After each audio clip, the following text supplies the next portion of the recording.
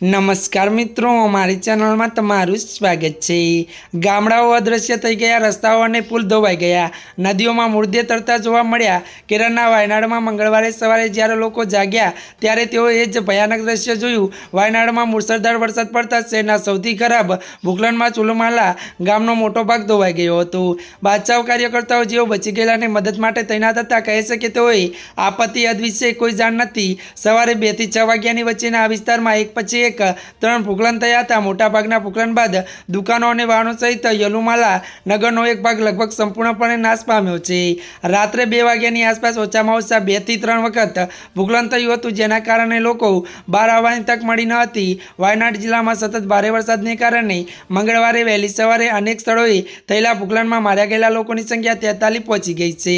તેમાં પણ હજુ વધુ શકે ત્યારે મિત્રો તેમાં હજુ વધારો થઈ શકે છે, કારણ કે ઘણા લોકો તેની નીચે દટાયા હોવાના અહેવાલ છે। સ્થાનિક મીડિયા અનુસાર કેરળના વાયનાડમાં સોમવારે ભારે વરસાદ પડી રહ્યો છે।